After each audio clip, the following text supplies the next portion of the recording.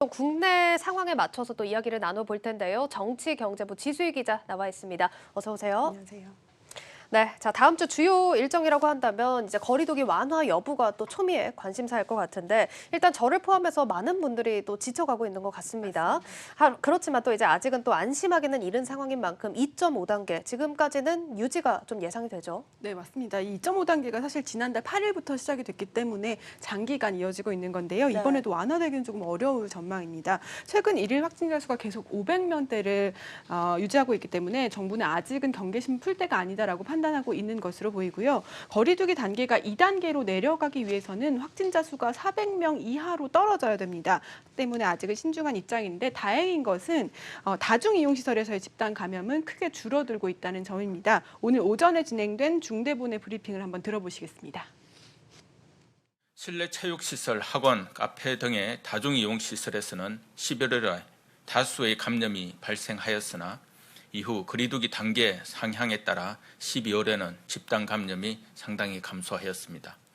다만 여전히 겨울철이라는 계절적 요인과 지역사회 전반에 넓게 퍼진 감염 양상을 고려할 때 3차 유행이 언제든 증가세로 돌아설 수 있습니다. 아직 경계심을 풀 사항이 아닌 만큼 조금만 더 긴장감을 갖고 노력해 주시기를 부탁드립니다.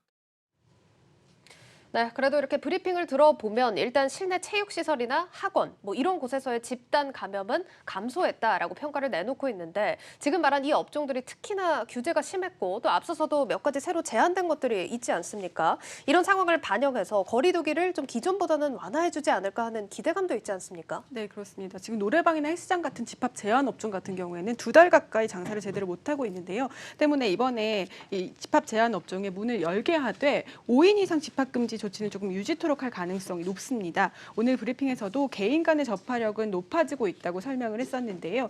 정부는 업종별로 차별화된 그리고 강화된 방역 수칙을 지키는 조건으로 영업을 허용하도록 하는 방안을 검토하는 것으로 알려지고 있습니다.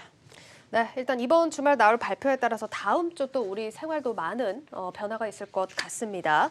자, 다음 이슈는 이제 법원의 결정을 기다리고 있는 이슈입니다. 좀 살펴보자면 일단 이재용 삼성전자 부회장의 파기환송심 선고 공판이 월요일에 납니다.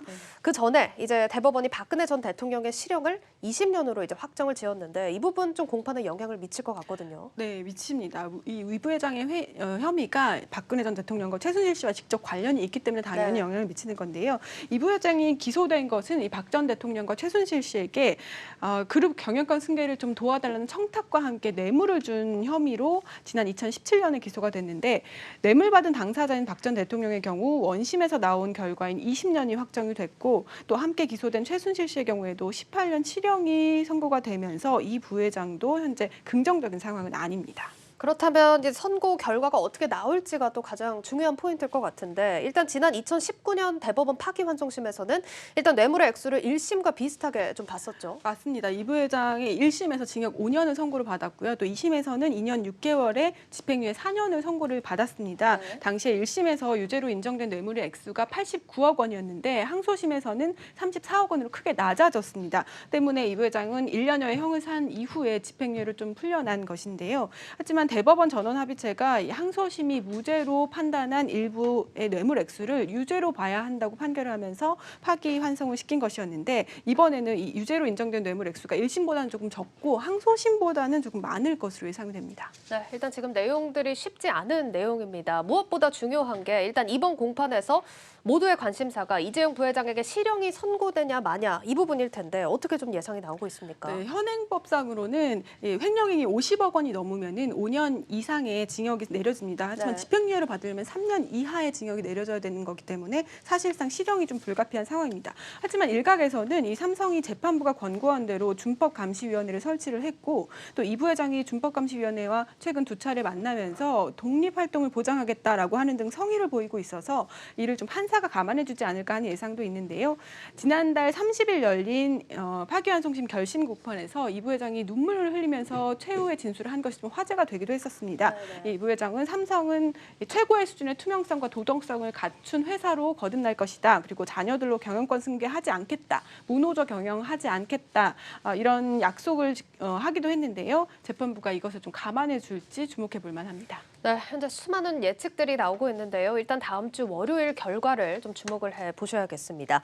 자, 다음은 또 부동산 이슈로 넘어가 보겠습니다. 일단 정부가 강남권에 주택을 공급하도록 규제를 완화시켰습니다. 일단은 주거 용도에 한해서인데요. 다음 주에 시행이 되죠. 네, 현재 서울의 경우 강남과 송파 또 용산이 토지 거래 허가 구역으로 지정이 되어 있습니다. 네네. 이 지역에 땅을 살 때는 정부의 허가를 받아야 된다 이런 얘기인데요.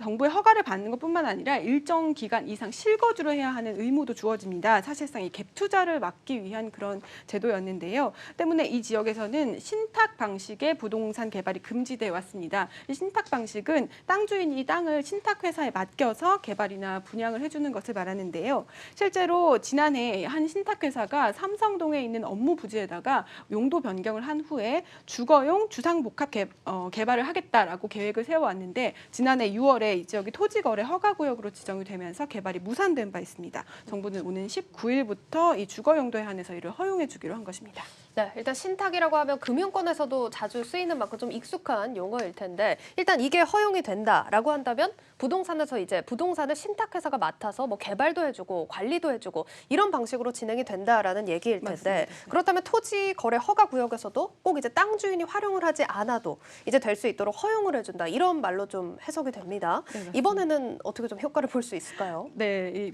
최근에 변창흠 국토교통부 장관 취임을 하면서 역세권에 개발을 하겠다, 이 지역에 좀 주택 공급하겠다라는 얘기를 많이 했는데요. 네. 이번 규제 완화도 이렇게 주택 공급을 늘리기 위한 그 일환이라고 볼 수 있습니다. 정부는 부동산 신탁사들이 아무래도 개인보다는 전문성이 있기 때문에 주택 공급이 빨라질 것으로 보고 있고요. 앞서 말씀드렸던 무산됐던 계획들도 진행될 수 있기 때문에 주택 공급 효과가 나타날 수 있다고 봅니다. 또 주택 공급을 계속 늘릴 것이라는 시그널은 시장에서도 긍정적으로 작용하고 있는데요. 다만 정부는 이 신탁 개발 방식을 오피스텔이나 주상복합 등 준주거용 신규 건축물에 한해서 허용해 주기로 했기 때문에 현재 강남과 송파 지역에 이 신규 건축물을 지을 땅이 그렇게 많지 않다는 점을 좀 감안하면은 사실상 이 주택 공급 효과가 크지는 않을 것이다라는 평가도 일각에서 나오고 있습니다. 네, 여기까지 들어보도록 하겠습니다.